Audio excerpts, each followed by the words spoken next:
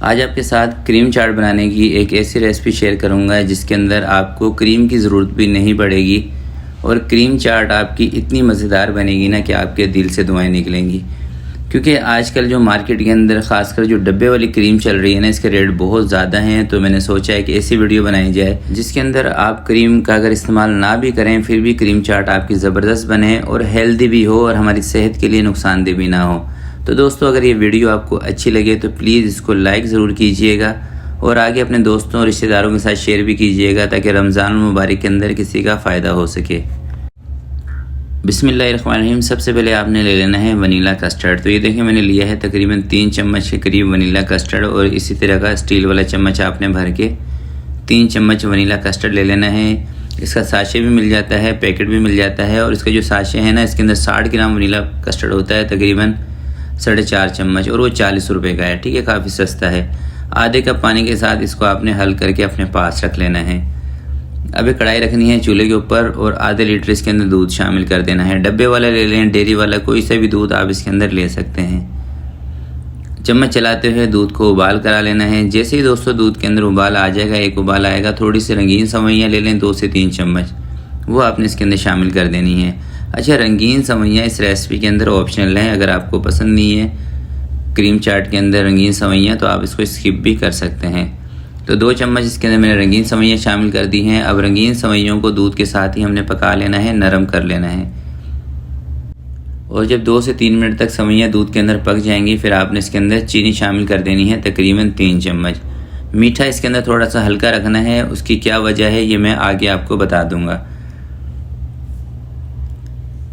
5 से 6 मिनट दूध को आप पकाएंगे ना, दूध थोड़ा सा थिक भी हो जाएगा और सेवइयाँ भी गल जाएंगी। पहले आपने सेवइयों को चेक कर लेना है इस तरीके से। देखिए बिल्कुल नरम होनी चाहिए सेवइयाँ। सेवइयाँ गल गई। अब ये जो आपने कस्टर्ड बना के रखा था पानी के अंदर, ये उठा के इसके अंदर डाल दें और कस्टर्ड डालने के बाद ये फ़ौरन से थोड़ा सा थिक हो जाएगा। आपने परेशान नहीं होना। कस्टर्ड ऐड करने के बाद 2 से 3 मिनट तक इसको लाजमी पकाना है, चाहे ये कितना भी थिक हो जाए। ठीक है, थिक होने से आपने परेशान बिल्कुल भी नहीं होना। तो 2-3 मिनट इसको पकाना क्यों ज़रूरी है, वो इसलिए दोस्तों कि 2-3 मिनट जब आप इसको पकाएंगे ना तो कस्टर्ड का जो कच्चापन होता है ना वो ख़त्म हो जाएगा। कस्टर्ड बेसिकली कॉर्नफ्लोर से ही बनता है, तो उसका कच्चापन हमें ख़त्म करना है, इसलिए इसको 2-3 मिनट पकाना मीडियम आंच पर ज़रूरी है। तेज़ फ्लेम पे आपने इसको नहीं पकाना। और 2 से 3 मिनट तक जब आपने इसको पकाना है तो चम्मच इसके अंदर चलाते रहना है, अदरवाइज़ इसके अंदर गुठलियाँ बन जाएंगी। ठीक है, सिर्फ 2 से 3 मिनट की आपकी मेहनत होगी। 2-3 मिनट पकाने के बाद इस कंडीशन में ये आ जाएगा। आपने अब इसको चूल्हे से नीचे उतार के एक दूसरे बर्तन के अंदर इसको ट्रांसफ़र कर लेना है ताकि ये ठंडा हो। और उसी बर्तन में आपने इसको ट्रांसफ़र करना है जिस बर्तन के अंदर आपने क्रीम चाट बनानी है। तो ये देखें, कस्टर्ड जो नॉर्मली हम बनाते हैं ना वो इससे पतला होता है। आपने इसको कस्टर्ड से थोड़ा सा गाढ़ा रखना है, थिक रखना है। इसकी वजह दोस्तों आगे चल के मैं आपको वीडियो के अंदर एक्सप्लेन करूँगा कि क्यों आपने इसको थिक रखना है। अब आपने इसको थोड़ा सा ठंडा कर लेना है। फ़ैन के नीचे रखेंगे जल्दी ठंडा हो जाएगा, या इस तरीके से इसके अंदर स्पैचुला चलाते रहेंगे तो 3 से 4 मिनट के अंदर ये कस्टर्ड आपका रूम टेम्परेचर पर आ जाएगा। तो ये देखें दोस्तों, कस्टर्ड हमारा रूम टेम्परेचर पर आ गया है। अब इसके अंदर मैं शामिल कर रहा हूँ कंडेंस मिल्क। ये कंडेंस मिल्क मेरा खुद का बनाया हुआ है और इसकी वीडियो आप मेरे चैनल पर देख भी चुके हैं। और घर के अंदर कंडेंस मिल्क बनाना यकीन करें इतना आसान है, तो ज़रूर आपने कंडेंस मिल्क बना के रख लेना है रमज़ान के अंदर। और ये देखें, मैंने 1 लीटर दूध के साथ बनाया था कंडेंस मिल्क, जो कि 1 लीटर से भी ज़्यादा बना था। और अगर 1 लीटर कंडेंस मिल्क आप बाज़ार से ख़रीदेंगे ना तो आप उसकी प्राइस खुद ही चेक कर लीजिएगा। और घर के अंदर 1 लीटर कंडेंस मिल्क ज़्यादा से ज़्यादा 400-500 रुपये के अंदर आप बना सकेंगे। और इस तरीके का कंडेंस मिल्क बना के रख लें रमज़ान के अंदर, क्रीम चाट के अंदर आप इसको यूज़ करें, यकीन करें नेक्स्ट लेवल की आपकी चाट बनेगी। तो 2 से 3 चम्मच इसके अंदर आपने कंडेंस मिल्क के शामिल कर देने हैं मीठे के हिसाब से। और इसके अंदर मीठा हमने कम इसलिए रखा था कि ताकि इसके अंदर हम कंडेंस मिल्क का इस्तेमाल कर सकें। तो अगर आप कंडेंस मिल्क का इस्तेमाल इसके अंदर नहीं करना चाहते फिर आपने इसके अंदर मीठा हिसाब का रखना है, यानी कि पूरा होना चाहिए। जैसे मैंने 3 चम्मच के करीब इसमें चीनी शामिल की थी ना, फिर आप इसमें तकरीबन 5 चम्मच चीनी शामिल करेंगे, 5 से 6 चम्मच। कंडेंस मिल्क इसके अंदर ऐड करने के बाद अच्छे तरीके से आपने इसको फेंट लेना है और इसको बिल्कुल रूम टेम्परेचर पर आने देना है। तो जब दोस्तों ये बिल्कुल अच्छी तरीके से ठंडा हो जाएगा, अब देखें इसके अंदर क्रीम अगर आपको ऐड करनी हो तो थोड़ी सी 2 से 3 चम्मच आप कर सकते हैं। अदरवाइज़ आप क्रीम के बगैर भी बनाएंगे, यकीन करें बहुत मज़े का बनता है। अगर क्रीम आपके पास हो, व्हिपिंग क्रीम हो, मलाई क्रीम हो, या घर की बनी हुई जो होती है ना मलाई, वो भी आप इसके अंदर शामिल कर सकते हैं। मगर घर की जो दूध की मलाई होती है उसको आपने अच्छे तरीके से फेंट लेना है।